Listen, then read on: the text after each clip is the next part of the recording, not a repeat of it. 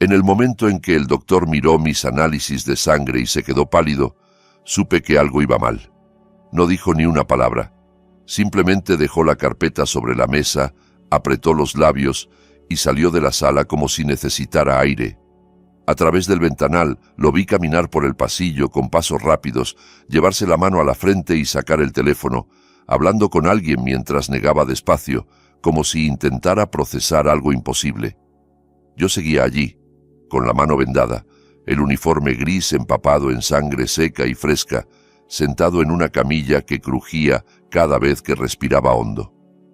10 minutos después, que se sintieron como una hora, 3 especialistas llenaron aquella diminuta sala de urgencias y me miraron como si estuvieran viendo a un fantasma.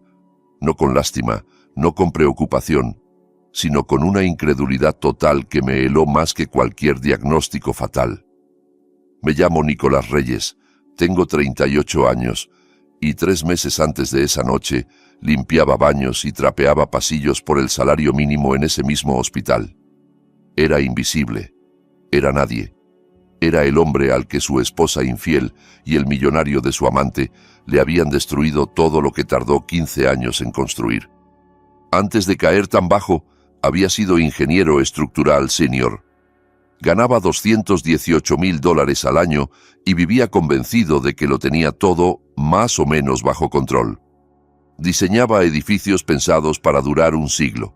Hospitales, campus universitarios, centros médicos. Me fascinaba imaginar personas caminando por pasillos que yo había calculado hasta el último tornillo.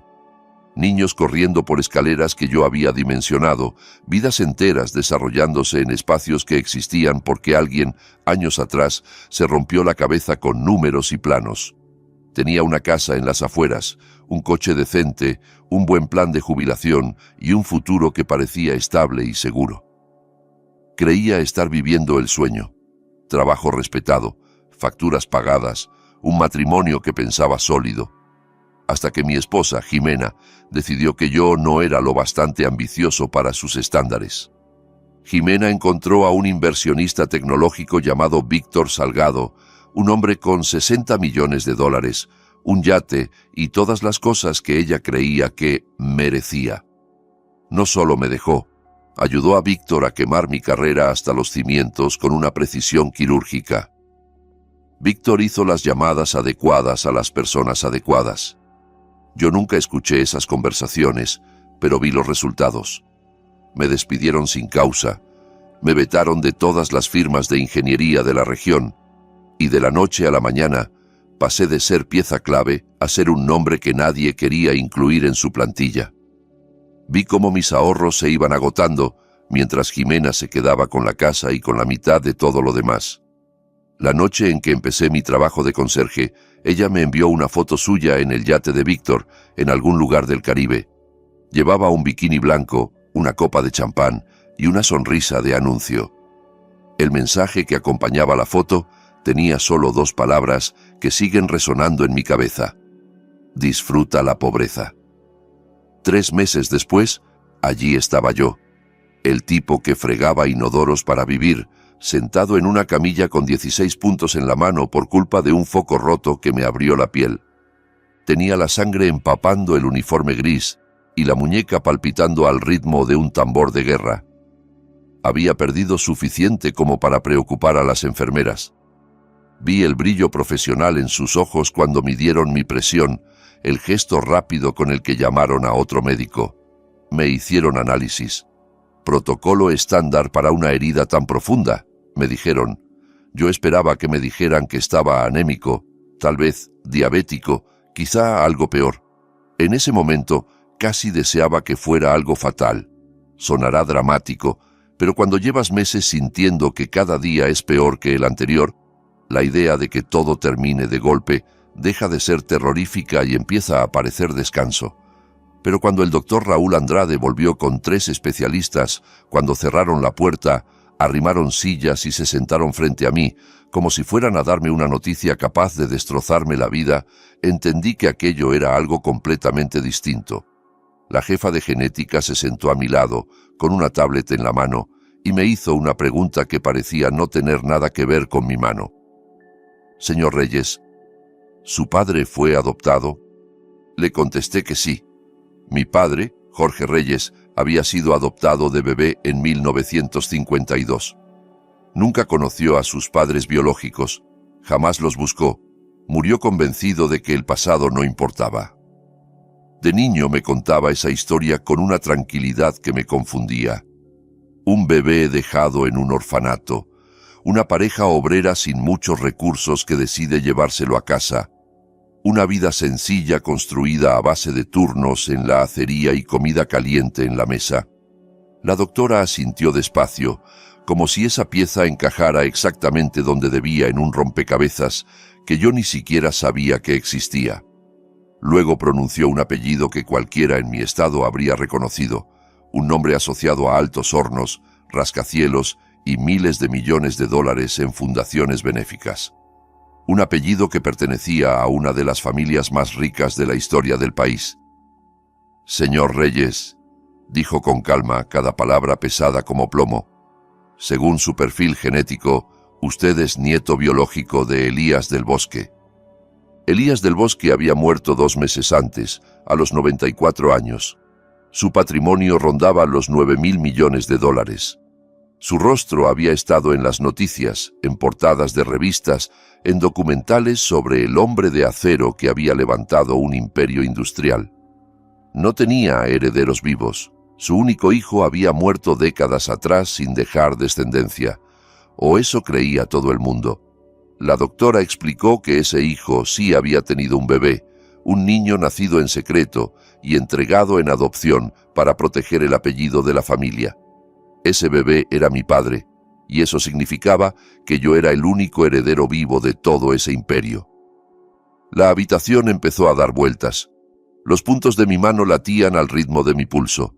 Me zumbaban los oídos tan fuerte que apenas escuché lo que dijo después. Recuerdo palabras sueltas. Testamento, descendencia biológica, pruebas adicionales, confidencialidad. 3 meses antes, mi esposa infiel me había mandado un mensaje diciéndome que disfrutara la pobreza. Esa noche, en urgencias, cubierto de mi propia sangre, descubrí que la pobreza estaba a punto de convertirse en un recuerdo lejano, y que la venganza iba a volverse muy, muy asequible. Durante 15 años creí estar viviendo el sueño. Me levantaba cada día a las 6, con el sonido del despertador mezclándose con el aroma del café que yo mismo ponía en la cafetera antes de acostarme. Besaba la frente de mi esposa, que casi siempre dormía de lado, mirando hacia la pared, y manejaba 45 minutos hasta el centro de la ciudad, donde trabajaba como ingeniero estructural senior en Baena & Asociados, una de las firmas de ingeniería más grandes de la costa este. Diseñábamos hospitales, edificios universitarios, sedes corporativas, estructuras hechas para sobrevivir a todos los que las construíamos. Nada de eso era glamuroso para el público general, pero para mí era un orgullo inexplicable. Ver un edificio terminado y saber que si soportaba tormentas, vientos y décadas de uso, era en parte porque yo había hecho bien mi trabajo. Estaba orgulloso de esa carrera peleada con uñas y dientes. Crecí en un barrio obrero, hijo de un trabajador del acero y de una enfermera que se pasaba noches enteras en urgencias. El camino hasta aquella oficina de esquina no fue un paseo, fueron préstamos estudiantiles, años trabajando y estudiando al mismo tiempo, noches sin dormir, revisando cálculos mientras Jimena dormía a mi lado con un libro de negocios sobre el pecho. Mi salario había ido subiendo hasta llegar a esos $218,000 al año. Tenía una oficina con cristal de suelo a techo y vistas al skyline, un equipo de ingenieros jóvenes que me respetaban, y evaluaciones de desempeño llenas de palabras como excepcional, fiable e imprescindible. De vez en cuando me sorprendía a mí mismo mirando mi reflejo en esa ventana y pensando, «Lo lograste, Nico. Valió la pena». Conocí a Jimena en nuestro penúltimo año en la Universidad Estatal de Pensilvania. Ella estudiaba negocios y yo estaba enterrado en planos y cálculos de ingeniería. Coincidimos en un curso optativo de estadística avanzada y al principio la veía solo como la chica segura de sí misma que siempre levantaba la mano y discutía con el profesor. Era guapa, ambiciosa y ferozmente competitiva. Tenía una energía que hacía creer que todo era posible. Entraba a un salón y parecía que las luces subían un poco. La primera vez que hablamos fue porque me pidió mis apuntes, según ella, porque tú eres el único que entiende este infierno de fórmulas. Me reí, se rió, y esa conversación de pasillo terminó en un café, luego en varios, luego en estudiar juntos hasta tarde. Jimena tenía una visión muy clara de lo que quería: dinero, libertad, viajes, contactos. No tenía reparos en admitirlo. No pienso pasar la vida contando centavos, me dijo una noche mientras comíamos pizza barata en mi dormitorio. Para eso mis padres ya se sacrificaron lo suficiente. Yo la escuchaba fascinado. Cuando me miraba y me decía que yo iba a ser alguien importante, me lo creía. Quería ser el hombre que ella veía en mí.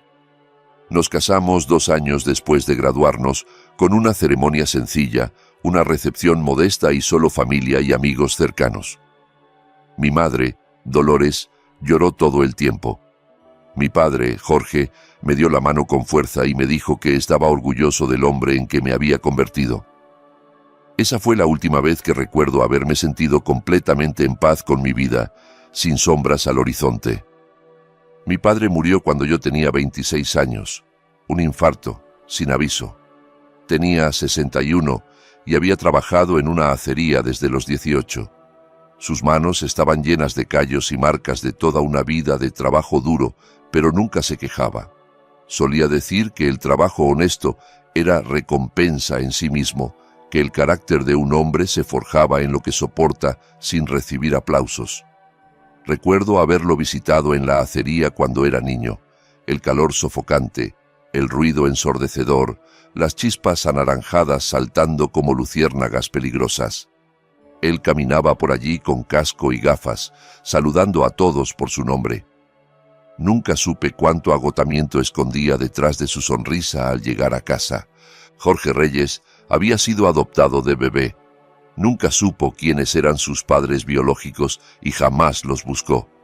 Una vez, cuando tenía unos 15 años, reuní el valor para preguntarle si nunca había tenido curiosidad. Estábamos en el porche, una tarde de verano, y él arreglaba una vieja silla de madera. Se detuvo, apoyó la lija en el muslo y me miró con calma. «La familia verdadera es la que te cría, Nico», dijo.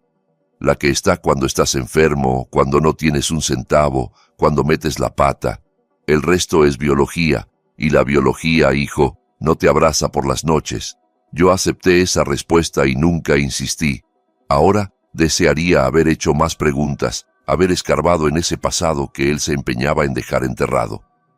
Después de la muerte de mi padre, mi madre se convirtió en el centro de mi vida familiar.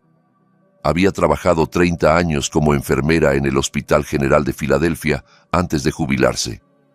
Era una mujer pequeña, de pelo plateado y ojos bondadosos que veían a través de cualquier mentira que intentara decir. Tenía esa mezcla de ternura y dureza práctica que uno solo aprende en hospitales. Sabía consolar y sabía decir la verdad sin adornos. Nunca confió del todo en Jimena. Hacía comentarios que parecían inocentes, pero iban cargados de filo. «Esa chica ama más tu potencial que a ti, Nico», me dijo una vez, después de una cena en la que Jimena no habló de otra cosa que no fuera dinero, ascensos y contactos. Y los potenciales, cuando dejan de subir, se reemplazan. Yo lo tomé como típico conflicto de suegra. Ninguna madre cree que alguien sea suficientemente bueno para su hijo, me repetía. Estaba seguro de que con el tiempo se llevarían mejor. Nunca ocurrió. Tenía un hermano menor, Diego, que vivía en Chicago con su esposa Tania y sus 2 hijos. Hablábamos por teléfono cada pocas semanas, nos mandábamos mensajes sobre partidos de fútbol y chismes familiares, pero nunca fuimos especialmente cercanos. Él tenía su vida y yo la mía. Mi mundo giraba en torno a 2 cosas, mi carrera y mi matrimonio. Lo entregaba todo en ambas. Trabajaba noches y fines de semana para cumplir plazos, corregir errores, supervisar obras. Llevaba a Jimena de vacaciones a los lugares que ella quería, aunque a mí me bastara con una cabaña tranquila. Le compraba joyas por aniversario y flores sin motivo. Creía que estaba construyendo algo para siempre. Pensaba que si trabajaba lo suficiente y la amaba con la misma intensidad con la que mis padres se amaron, envejeceríamos juntos como ellos. Las primeras grietas aparecieron unos 2 años antes de que todo se viniera abajo. Jimena pasó de los inmuebles comerciales a las propiedades de lujo. Empezó a asistir a eventos de networking con clientes ricos, a mostrar áticos que costaban más de lo que yo ganaría en una década. Volvía cada vez más tarde. Al principio traía historias divertidas. Hoy un cliente llegó en helicóptero. Hoy cerré una venta de 7 cifras. Luego las historias dejaron de ser sobre el trabajo y se convirtieron en comparaciones constantes. ¿Sabes cuánto gana un tipo que solo se dedica a comprar edificios y revenderlos?, me preguntó una noche, mientras yo revisaba planos en la mesa del comedor. Multiplica tu sueldo por 4.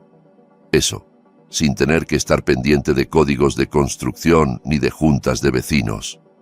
Yo sonreía, hacía algún comentario tímido, intentaba alegrarme por ella, pero por dentro empezaba a sentir una incomodidad que no sabía nombrar.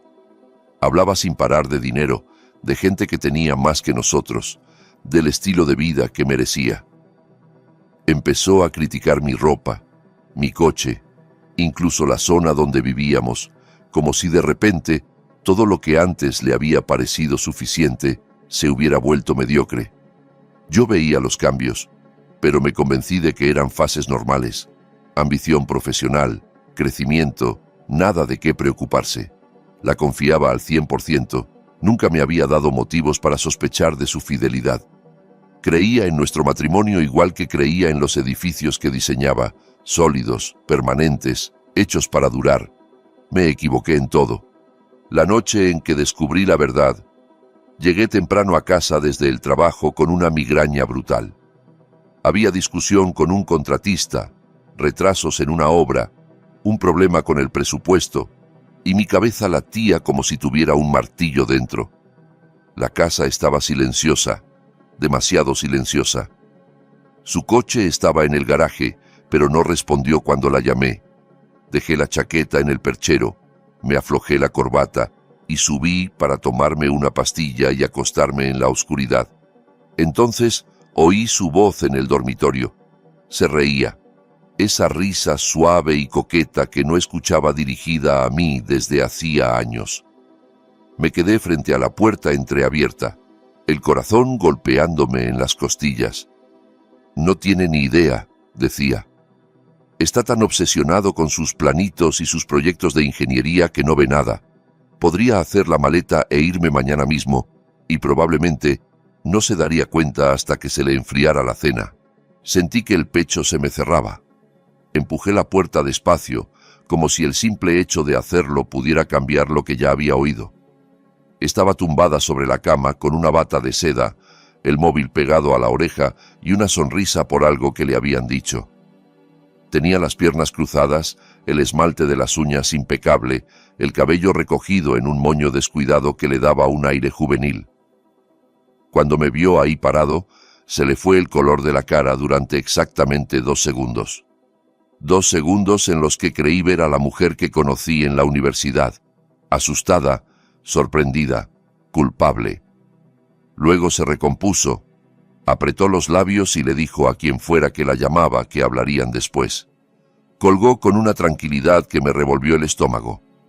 ¿Cuánto tiempo llevas ahí?, preguntó, como si eso fuera lo importante. Lo suficiente, respondí. Mi voz sonó más fría de lo que me sentía. No se disculpó, no buscó excusas. Solo suspiró como si yo fuera una molestia que llevaba demasiado tiempo tolerando. Se levantó de la cama, se ató la bata con un nudo firme y fue hacia el armario, dándome la espalda. Se llama Víctor Salgado, dijo, mientras corría las perchas de un lado a otro. Es cliente mío, llevamos viéndonos como 8 meses.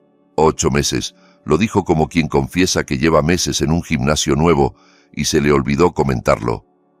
Sentí que las rodillas se me aflojaban. Me apoyé en el marco de la puerta para no caerme. ¿Por qué?, alcancé a decir, sabiendo que ninguna respuesta me iba a servir. Se giró, apoyando la mano en la puerta del armario, y me miró con una mezcla de impaciencia y condescendencia que me perforó.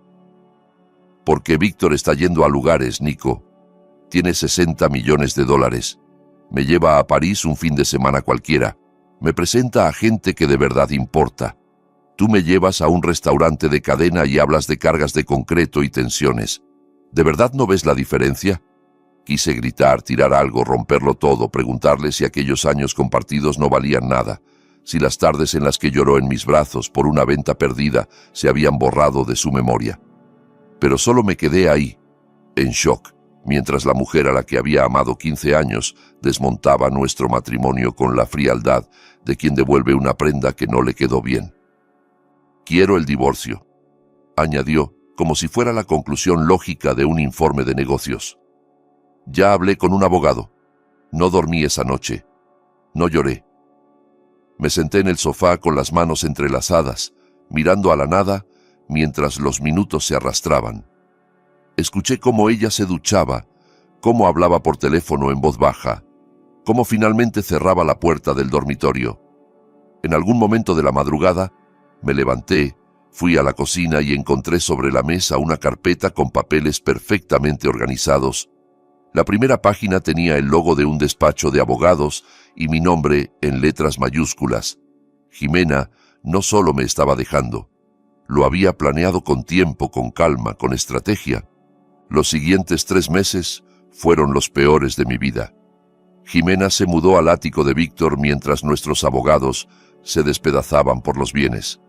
Ella quería la casa, la mitad de mi fondo de retiro, pensión conyugal, porque decía que su carrera se había resentido por apoyarme a mí. La crueldad de ese argumento me hacía hervir la sangre. Yo la había apoyado en cada cambio de rumbo profesional, en cada nueva certificación, en cada evento de networking que la dejaba fuera de casa hasta medianoche. Recordé todas las veces que cociné solo, que cené recalentado para que ella pudiera quedarse en una cena con clientes. Pero en la mesa de negociaciones, esos sacrificios no significaron nada. Solo contaban firmas, números y cláusulas. La devastación económica, sin embargo, no fue nada comparada con lo que vino después. 3 semanas después de que Jimena presentara la demanda de divorcio, me llamaron a la oficina de Ricardo Baena, el director general de la firma. Ricardo era un hombre alto, de pelo canoso y ojos fríos, de esos que calculan el costo y el beneficio de cada palabra antes de pronunciarla. Había levantado Baena y Asociados desde cero, y la dirigía como un reino en el que su palabra era ley. Su secretaria me pidió que esperara unos minutos. Desde el pasillo vi su silueta detrás del vidrio esmerilado, hablando por teléfono, la mandíbula tensa. «Siéntate, Nicolás», dijo cuando por fin me hizo pasar. No me ofreció café ni agua, ni siquiera una sonrisa. Miraba una carpeta sobre la mesa como si contuviera algo que le quemaba los dedos. «Estamos reestructurando el departamento de ingeniería», empezó, usando un tono que ya había escuchado 1000 veces en reuniones cuando había que despedir a alguien. «Tu puesto ha sido eliminado con efecto inmediato. Recursos Humanos tramitará tu liquidación». Sentí como si me dieran un puñetazo en el estómago. ¿Eliminado? Ricardo, llevo 15 años aquí. Tengo evaluaciones impecables. Acabamos el proyecto del Centro Médico de Harrisburg 2 meses antes de plazo y por debajo del presupuesto. Esto no tiene sentido. La decisión está tomada, respondió finalmente, levantando la vista por primera vez. Su mirada me dejó claro que aquello no tenía nada que ver con mi desempeño. La empresa necesita ser ágil en este entorno. No puedo entrar en detalles. Seguridad te acompañará para recoger tus cosas. No puedo entrar en detalles. Significaba, no puedo admitir que un inversor con muchos millones y campo de golf ha pedido tu cabeza. Más tarde supe lo que realmente había pasado. Víctor Salgado tenía inversiones en varias constructoras que trabajaban regularmente con Baena y Asociados. Además, Jugaba golf con Ricardo todos los domingos en un club exclusivo de las afueras. Víctor había hecho llamadas, había susurrado en los oídos adecuados. No le bastó con arruinar mi matrimonio, también quiso destruir mi carrera. El finiquito fue insultante, 8 semanas de sueldo por 15 años de entrega. Mi abogado dijo que podía pelearlo, pero el juicio costaría más de lo que podría recuperar y tomaría años. El sistema legal está diseñado para quienes pueden esperar años por justicia. Yo no podía esperar ni semanas para llenar la nevera. Envié mi currículum a todas las firmas de ingeniería en 100 millas a la redonda. Llamé, escribí, contacté con excompañeros y con todo aquel que pudiera recomendarme. Las respuestas eran siempre las mismas: rechazos educados, plazas que ya se habían cubierto, entrevistas que terminaban con promesas de llamar que nunca se cumplían. No entendía qué pasaba hasta que un excompañero, Miguel, me invitó a una cerveza en un bar donde solíamos celebrar los cierres de proyectos. Tenía esa mirada incómoda de quien viene a darte una mala noticia que no quiso dar por teléfono. «Nico, te lo digo porque eres mi amigo», empezó jugando con el vaso. «Víctor está haciendo llamadas, tío. Anda diciendo que eres conflictivo, que eres poco fiable, que te echaron por rendimiento y por problemas de carácter. Nadie quiere tocarte. Estás marcado». La palabra marcado me atravesó.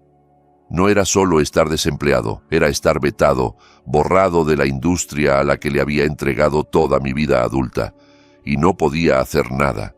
Nadie quiere enfrentarse a un hombre con millones, conexiones políticas y campos de golf compartidos. En 6 meses pasé de tener una oficina en esquina a un estudio minúsculo en uno de los barrios más duros de Filadelfia. El lugar tenía unos 40 metros cuadrados, manchas de humedad en el techo, rejas en las ventanas y una cocina que parecía más un rincón con fregadero. Podía oír las peleas de mis vecinos a través de paredes tan delgadas que parecían de cartón.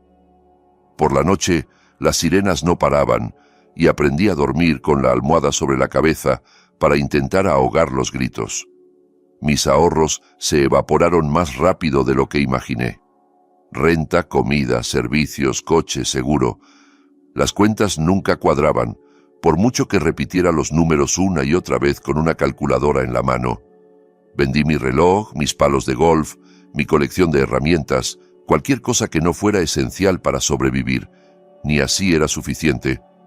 Mi madre me llamaba todos los días. Había pasado de preguntarme cómo estaba a exigirme respuestas. Escuchaba el cansancio y la preocupación en su voz. «Nico, vente conmigo», repetía. «Aquí hay espacio. No quiero imaginarte solo ahí». Me rogaba que me mudara con ella, pero yo no podía. Tenía 72 años. Vivía de una pensión modesta y de la seguridad social. Su casa era pequeña y su salud ya no era la misma. Los años de trabajo en el hospital le habían pasado factura a su espalda y a sus rodillas. Me negaba a hacer otra carga sobre sus hombros. «Estoy bien, mamá», le repetía siempre, mintiendo con descaro. «Solo necesito volver a ponerme en pie. No estaba bien, me estaba ahogando. El único trabajo que encontré fue el turno nocturno de conserje en el Hospital General de Filadelfia, el mismo hospital en el que mi madre había trabajado 30 años como enfermera respetada. Salario mínimo, $11.50 la hora por trapear pisos, limpiar baños, vaciar botes de basura y fregar cosas que daban náuseas. La ironía no se me escapaba. La primera noche, mientras el supervisor me enseñaba qué productos usar en qué superficie, pasamos por una pared llena de placas conmemorativas. Una de ellas tenía el apellido Del Bosque en letras doradas, pero entonces no significó nada para mí. Solo era otro nombre rico en una pared de gente rica. Trabajaba de 10 de la noche a 6 de la mañana. El hospital nunca dormía, pero la noche tenía otro ritmo. Más silencioso, más solitario, más honesto.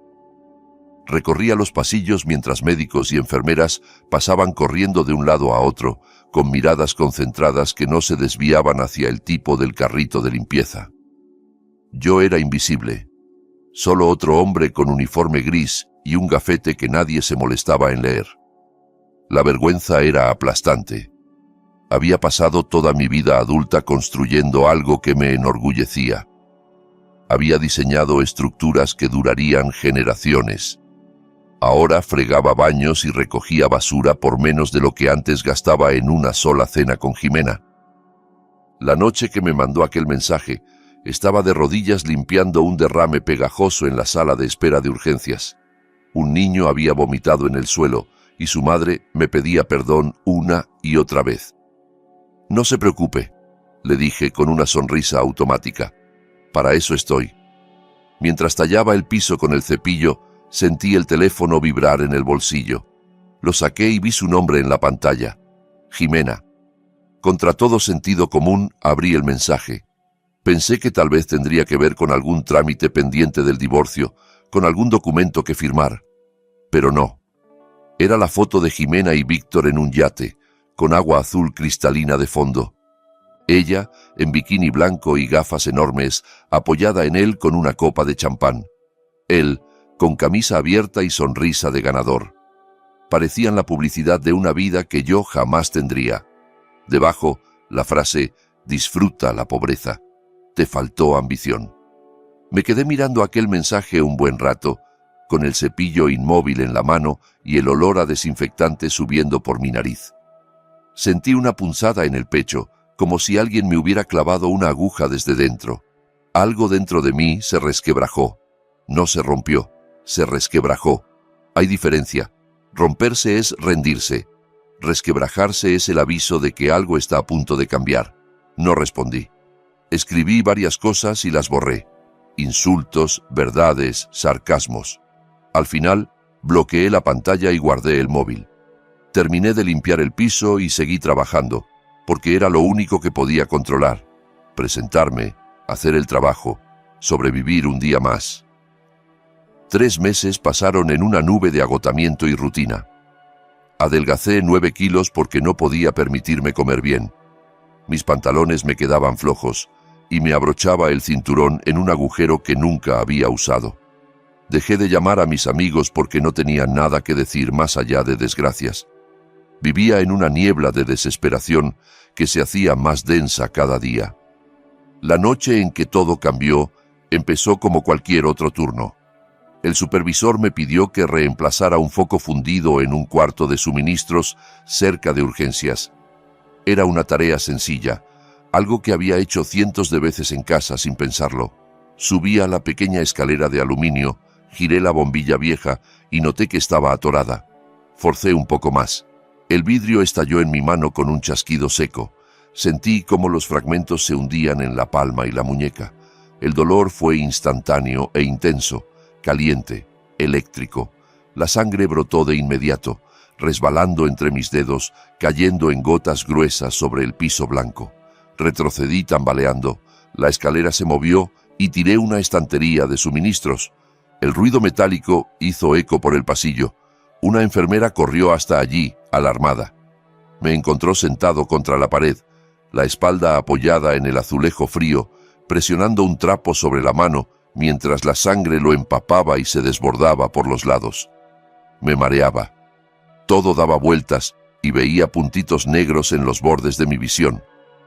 «Tranquilo, tranquilo», decía ella, agachada a mi lado. «Respira». Llamó ayuda y de pronto yo era el paciente en vez del tipo que limpiaba el piso. Me llevaron a urgencias, me tumbaron en una camilla y empezaron a trabajar en mi mano con rapidez. Un médico joven, el doctor Raúl Andrade, examinó la herida y dijo que necesitaría puntos, 16, al final. Raúl fue calmado, profesional, con unos ojos amables que no miraban a través de mí como los demás. Me habló por mi nombre, no por mi número de empleado. «Has perdido bastante sangre», dijo mientras cosía con una destreza casi mecánica. «Vamos a pedir unos análisis para asegurarnos de que todo está bien. Es protocolo con una herida así, sobre todo por el material del vidrio y el riesgo de infección». Asentí y lo dejé hacer su trabajo. Pensé que mirarían mis niveles de hierro, tal vez alguna infección, cosas rutinarias. No tenía ni idea de que un simple análisis iba a destapar un secreto enterrado casi 40 años. Cuando terminó, me dijo que descansara mientras esperaban los resultados. Me quedé tumbado con el uniforme manchado de sangre, mirando al techo fluorescente y contando las manchas de humedad que formaban dibujos extraños. Pensé en mi padre, en aquello de que los tiempos duros forman el carácter, en las veces que lo vi llegar a casa con la espalda destrozada y aún así bromear conmigo. Me pregunté qué pensaría si pudiera verme así, derrotado, humillado, trabajando un trabajo que no requería ni la mitad del esfuerzo que yo había invertido en formarme, pero que me pesaba como una cadena en el alma. No lo sabía, pero estaba a punto de descubrir cosas sobre él que cambiarían todo lo que yo creía saber sobre mi familia, mi sangre y mi lugar en el mundo. Raúl volvió 1 hora después, pero no venía solo. 2 médicos más entraron con él, con expresiones difíciles de leer, y se quedaron al pie de la cama, cruzando miradas como si discutieran en silencio quién hablaría primero. Yo me incorporé un poco, sintiendo cómo la mano vendada latía bajo las gasas. «Señor Reyes», dijo al fin Raúl, «encontramos algunas anomalías en su sangre. He pedido a unos colegas que consulten su caso». Se me heló el estómago. Pensé en lo peor: cáncer, leucemia, alguna enfermedad rara que pusiera punto final a mi triste historia. Una parte de mí sintió hasta alivio, y eso me asustó más que cualquier diagnóstico. «Dígamelo», pedí. «Sea lo que sea, puedo con ello». Raúl negó con la cabeza despacio. «No es lo que cree», respondió. «No se trata de una enfermedad.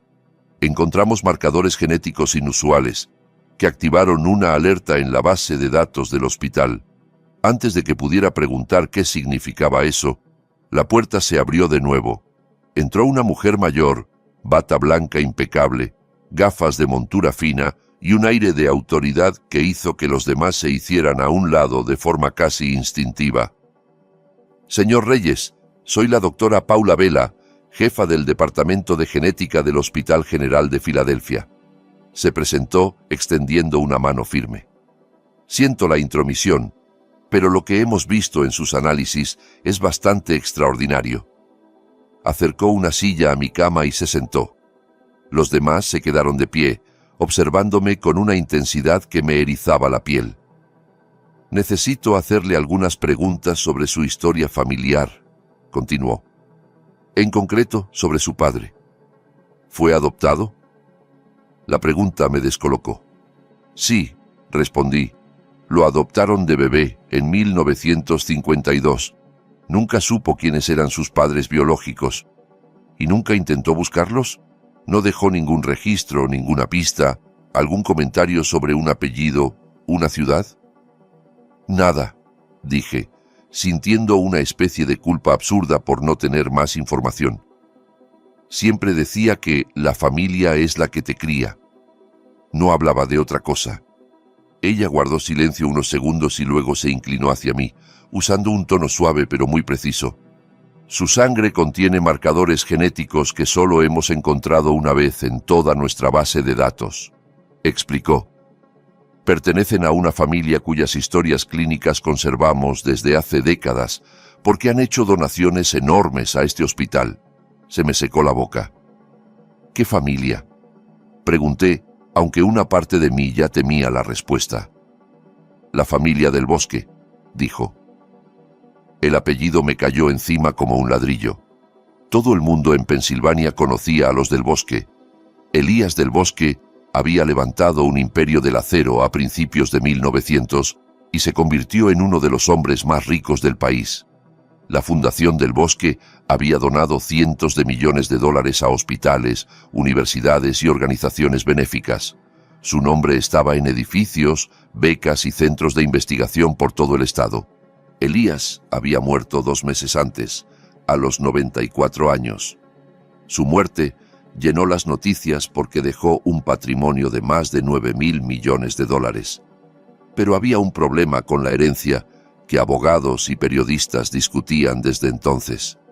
Elías no tenía herederos vivos. Su único hijo, Francisco del Bosque, había muerto en un accidente de coche en 1985. Nunca se casó ni tuvo hijos. O eso decía la versión oficial.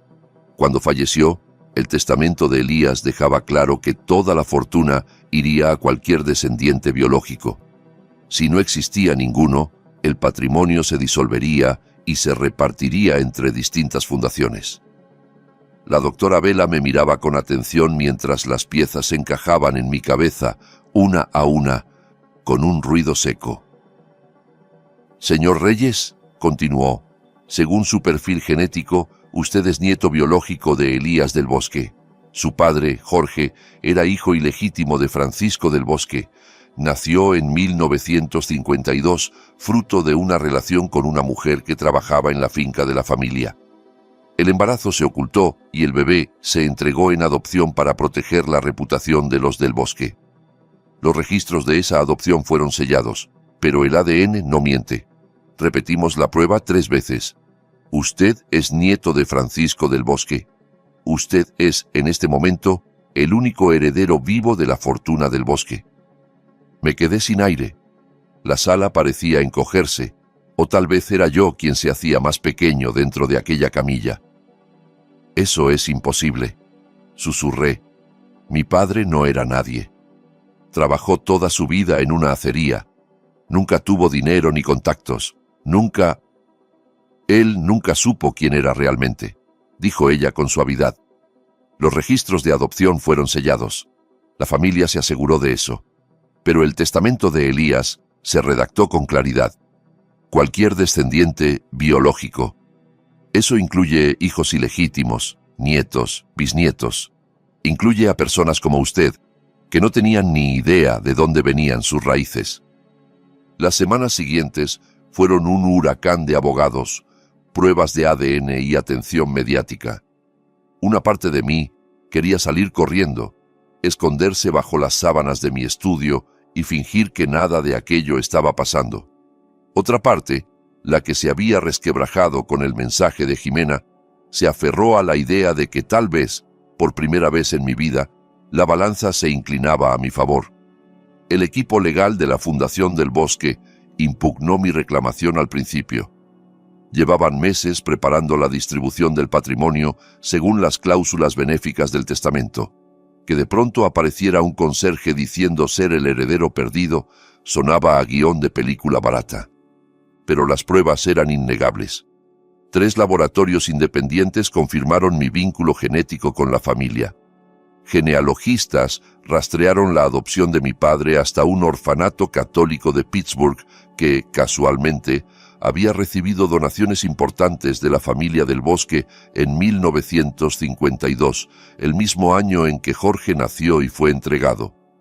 Encontraron registros antiguos, anotaciones a lápiz en libros polvorientos, cartas discretas entre un abogado y una monja. Cada documento era un eslabón más en una cadena que unía a Jorge Reyes, el obrero de acero, con Francisco del Bosque, el heredero soltero de un magnate del acero. Recuerdo la primera vez que entré en el despacho del bufete que aceptó representarme. Las paredes estaban cubiertas de diplomas y fotografías de juicios históricos. Yo llevaba mi mejor camisa, que ya no era tan nueva, y un saco que me quedaba un poco grande después de adelgazar. El socio principal, un hombre de unos 50 y tantos llamado Alan Pierce, me estrechó la mano con firmeza. «Señor Reyes, si lo que dice es cierto y las pruebas genéticas se sostienen, esta puede ser una de las reclamaciones de herencia más importantes de la década. Pero le advierto, van a intentar destruirlo. Van a escudriñar su vida, su pasado, sus redes sociales, su trabajo como conserje, todo. ¿Está preparado para eso?» No estaba preparado, pero asentí. Ya no me quedaba mucho que perder. La batalla legal duró 6 semanas, aunque a mí me parecieron 6 años. Hubo audiencias preliminares, declaraciones juradas, entrevistas con periodistas que yo rechazaba una y otra vez. Las noticias hablaron de «el conserje heredero», como si ese título resumiera toda mi existencia. Mi nombre salió en programas de televisión, en artículos de opinión donde algunos decían que era una prueba de que el sistema funcionaba y otros que era una vergüenza que la fortuna no fuera directamente a obras benéficas. Yo seguía yendo al hospital a limpiar pisos mientras un juez en Pittsburgh decidía si mi ADN valía $9.400 millones o nada. Al final, los tribunales fallaron a mi favor. Recuerdo la sala de conferencias de Pittsburgh, donde firmé los papeles. Era una tarde fría de jueves. Afuera, la nieve empezaba a caer en copos tímidos contra el cristal. La mesa de madera pulida estaba cubierta de documentos, carpetas y bolígrafos caros. Alan me leyó las últimas páginas, me señaló dónde firmar y dónde poner mis iniciales. Cada trazo de mi firma era un terremoto silencioso en mi interior. Cuando terminé, el representante de la Fundación del Bosque me estrechó la mano con gesto tenso. El señor del bosque habría querido que su sangre continuara su legado, murmuró, como si quisiera convencerse a sí mismo. Salí del edificio y el aire helado me golpeó la cara, recordándome que, por muy grande que fuera la cifra en esos papeles, seguía siendo un hombre con frío, con dudas, con cicatrices. El teléfono vibró en mi bolsillo. Era un mensaje de un número desconocido. Nico, vi las noticias. Felicidades. Siempre creí en ti. Deberíamos hablar. Te extraño. Jimena. Leí esas palabras y no sentí nada. Ni rabia, ni satisfacción, solo un vacío donde antes había amor. Era como si la persona que había amado se hubiera borrado años atrás y solo quedara una sombra interesada. Bloqueé ese número sin contestar y guardé el teléfono. Pero no había terminado. 7 meses antes, Jimena me había escrito: «Disfruta la pobreza». Ahora era mi turno de enviar un mensaje, aunque no con palabras, sino con acciones. Lo primero que hice con mis nuevos recursos fue contratar un equipo de investigadores y abogados. No para proteger mi riqueza, eso venía incluido, sino para desmantelar a quienes habían intentado destruirme. El imperio de Víctor Salgado estaba construido sobre acuerdos dudosos y movimientos que rozaban y a veces cruzaban la ilegalidad. Siempre lo había sabido la gente del sector. Se comentaba en cenas, en conferencias, en pasillos, pero nadie tenía el dinero ni el interés suficientes como para seguir el rastro. Mi equipo tardó 3 semanas en juntar pruebas suficientes para enviarlas a la Comisión de Valores. Uso de información privilegiada, manipulación del mercado, esquemas fraudulentos de inversión, empresas pantalla en paraísos fiscales. Recuerdo una reunión en la que uno de los investigadores, una mujer de voz tranquila llamada Marlene, me mostró un diagrama en la pantalla. «Aquí», dijo, señalando una maraña de flechas, «es donde su exesposa aparece como beneficiaria de una de las sociedades. No es delito por sí mismo, pero no le quedará bonito cuando el resto salga a la luz». El hombre que había susurrado en los oídos adecuados para vetarme había dejado un rastro de delitos que nadie se había molestado en seguir hasta entonces. También adquirí participaciones de control en 3 constructoras que trabajaban regularmente con Baena e asociados. No necesitaba hacerlo para ganar dinero. Lo hacía porque representaban una pieza clave en la red que había permitido mi despido. El proceso fue frío, simple, casi aburrido.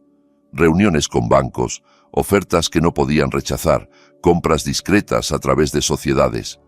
Cuando todo estuvo en su sitio, hice una llamada muy personal a Ricardo Baena, el hombre que me había despedido sin pestañear porque un inversor rico se lo pidió. «Señor Baena, habla Nicolás Reyes», dije cuando respondió. «Quizás se acuerde de mí. Soy el ingeniero al que despidió hace 7 meses, porque Víctor Salgado juega golf con usted los domingos». Hubo un silencio pesado al otro lado de la línea. Escuché su respiración, un carraspeo, el crujido de una silla. «Nicolás», empezó, «lo llamo para informarle de que Grupo del Bosque está rescindiendo todos sus contratos con su firma, con efecto inmediato». Lo interrumpí. «Y también para avisarle de que Víctor Salgado está siendo investigado por fraude bursátil, gracias a información que yo mismo entregué a las autoridades. Pensé que preferiría oírlo de mí antes de verlo en las noticias». Balbuceó algo sobre malentendidos y decisiones difíciles, sobre cómo él no sabía, sobre cómo no era personal. No lo dejé terminar. «Adiós, Ricardo. Ojalá caiga usted mejor que yo», dije, y colgué. El fondo de inversión de Víctor se derrumbó en 4 meses. Los inversores lo demandaron. Llegaron los cargos federales. Sus 60 millones se evaporaron en abogados, acuerdos, multas. Vi su rostro en las noticias, ya sin la sonrisa segura, con los ojos hundidos, entrando a un tribunal con el traje arrugado. El hombre que me robó a mi esposa y hundió mi carrera se quedó con nada más que deudas y vergüenza. Jimena se casó con él 2 meses después de finalizar nuestro divorcio. Creía haber hecho un upgrade definitivo, una jugada maestra, cambiar a un ingeniero aburrido por un magnate brillante. Pero cuando el imperio de Víctor se vino abajo, ella se encontró atada a un barco que se hundía. Presentó demanda de divorcio 8 meses después. Supe que volvió a vivir con su hermana en Ohio gracias a un mensaje de Diego que decía: «Mira quién ha caído del pedestal». Me mandó una noticia local donde hablaban de la exesposa de un inversor caído en desgracia buscando trabajo en bienes raíces otra vez. Nunca volví a hablar con ella. Más de una vez pensé en contactarla, no para reconciliarnos, sino para decir algo, lo que fuera. Una frase cortante, una broma cruel, ¿disfrutas la pobreza? Pero cada vez que lo consideraba, me daba cuenta de que mi silencio era el mensaje más poderoso que podía enviar. Ella pasaría el resto de su vida sabiendo que el hombre al que descartó como un fracasado se convirtió en uno de los más ricos del país. Y esa idea la acompañaría mucho más que cualquier frase ingeniosa que pudiera escribirle. La venganza, descubrí, no siempre es gritar más fuerte. A veces es simplemente seguir adelante y dejar que los hechos hablen por ti. El dinero cambió mis circunstancias, pero me prometí que no cambiaría quién era. No compré una mansión obscena, ni una flota de coches deportivos, ni las ridiculeces que la gente espera de un multimillonario. Compré una casa modesta de 4 habitaciones en un barrio tranquilo a las afueras de la ciudad. Tenía jardín para que mi madre pudiera plantar sus rosales, una cocina amplia donde me gusta cocinar los domingos y un pequeño despacho lleno de libros y planos.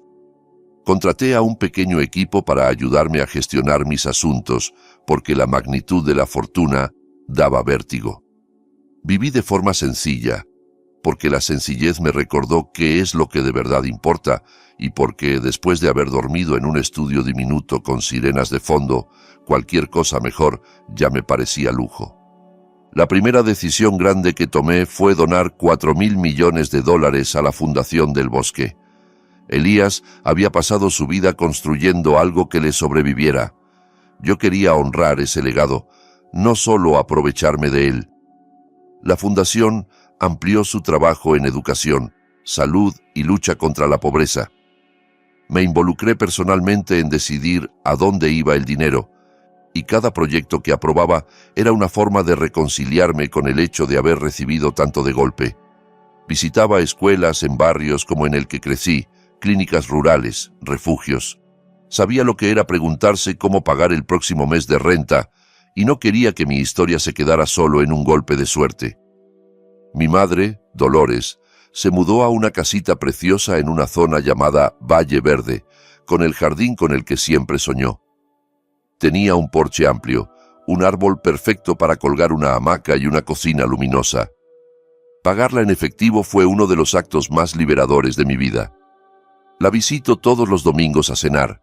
Cocina estofado, arroz con pollo, cosas sencillas que saben a hogar, y me cuenta historias de mi padre que nunca había escuchado. Cómo cantaba bajito cuando creía que nadie lo oía, cómo lloró cuando yo nací, cómo guardó durante años un recorte de periódico sobre mi primer edificio terminado. A veces llora cuando me mira, incapaz de creer lo lejos que hemos llegado desde aquellas noches en las que yo trapeaba pisos preguntándome si la vida valía la pena. Volví al Hospital General de Filadelfia la primavera pasada, no como paciente ni como conserje, sino como benefactor.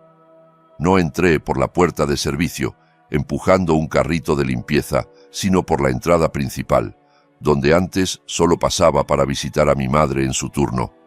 Doné $50 millones para construir un nuevo ala dedicada a la formación de enfermería y al cuidado del paciente. Le pusieron el nombre de Centro de Excelencia en Enfermería Dolores Reyes. Cuando mi madre vio su nombre en ese edificio, con letras grandes sobre el cristal, se derrumbó llorando en mis brazos. Fue el momento más orgulloso de mi vida, mucho más que cualquier cifra en un estado de cuenta. El doctor Raúl Andrade sigue trabajando en el hospital. Ahora es jefe de urgencias, un ascenso financiado en parte gracias a mis donaciones, pero sobre todo gracias a su talento. A veces almorzamos juntos en la cafetería del hospital. Me confesó que aquella noche casi no pide los análisis extras de sangre. Tenía el formulario listo solo para lo básico. Me contó, removiendo el café. Pero algo me dijo. Pide el panel completo. No sé si fue la cantidad de sangre, tu edad, tu aspecto cansado. Algo. Pienso mucho en eso. Cómo una decisión aparentemente pequeña de un médico joven cambió el rumbo entero de mi existencia. La vida, a veces, gira sobre detalles que parecen insignificantes. Mi hermano Diego y yo somos ahora más cercanos que nunca. El dinero no arregla la distancia, pero ayuda a pagar vuelos. Sus hijos me llaman tío Nico y me ruegan que les cuente la historia de cómo pasé de limpiar baños a heredar miles de millones. Les cuento una versión suavizada, sin el dolor ni la traición. Les hablo de su abuelo Jorge, del orfanato, de un testamento antiguo y de un médico que decidió mirar más a fondo. No necesitan saber de las noches en las que me preguntaba si alguien notaría mi ausencia.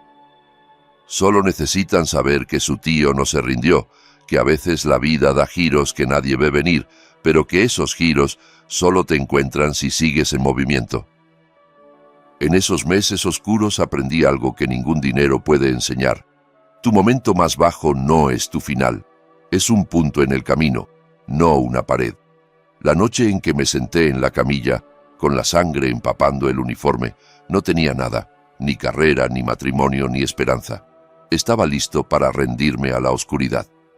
Pero seguí presentándome. Seguí poniendo un pie delante del otro, incluso cuando cada paso parecía inútil. No sabía que mi sangre escondía un secreto valorado en miles de millones. No sabía que mi padre era el hijo oculto de una de las familias más ricas del país. Solo sabía que rendirme no era opción, porque mi madre me había criado mejor y mi padre me había enseñado que el carácter se forja en la resistencia, no en la comodidad. El ADN en mis venas no me salvó. El dinero no me salvó. Lo que me salvó fue negarme a abandonar cuando todo invitaba a hacerlo. Presentarme cada noche a ese trabajo de conserje me salvó, porque significaba que todavía estaba en el juego. Sobrevivir cuando parecía imposible me salvó. Jimena dijo una vez que me faltaba ambición. Se equivocó. No era ambición para las cosas que ella valoraba, relojes, viajes, fotos en yates. Era ambición por algo mucho más importante, seguir siendo un buen hombre, incluso cuando el mundo me daba todas las razones para volverme amargo y roto. Mi padre Jorge nunca supo que era un del Bosque.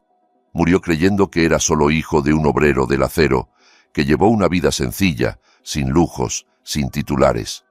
Pero me crió con valores que ningún testamento puede comprar. Me enseñó que el trabajo honesto tiene dignidad, aunque no tenga glamour. Me enseñó que la familia de verdad es la que está cuando caes, no la que se saca fotos contigo en un yate. Me enseñó que la sangre es pura biología, pero el carácter es una decisión diaria. Elías me dejó una fortuna. Jorge me dejó algo mucho más valioso, la brújula para no perderme dentro de esa fortuna. Me llamo Nicolás del Bosque Reyes, soy multimillonario, ingeniero, hijo, hermano y un hombre que llegó a limpiar baños por $11.50 la hora. Soy el conserje heredero, el hijo de un obrero, el nieto oculto de un magnate. Soy todo eso porque cada experiencia, buena y mala, me moldeó en lo que necesitaba ser, y soy la prueba viviente de que tu historia no termina hasta que tú decides que termina. Si esta historia te movió, si te recordó que tocar fondo no es el final, te voy a pedir algo ahora mismo. Dale like a este video y compártelo con esa persona que sabes que lo está pasando mal en silencio y necesita escuchar que su giro de suerte puede estar más cerca de lo que cree. Déjame un comentario y cuéntame qué parte de esta historia te golpeó más fuerte. Leo absolutamente todos y me encanta saber de ti. Y si todavía no estás suscrito al canal, ¿Qué estás esperando? Haz clic en suscribirte y activa la campanita para no perderte ninguna de las historias que subimos cada semana. Historias reales que te van a inspirar, emocionarte y recordarte que a la gente común también le pasan cosas extraordinarias. Gracias por quedarte hasta el final. Significa más de lo que imaginas. Nos vemos en el próximo video.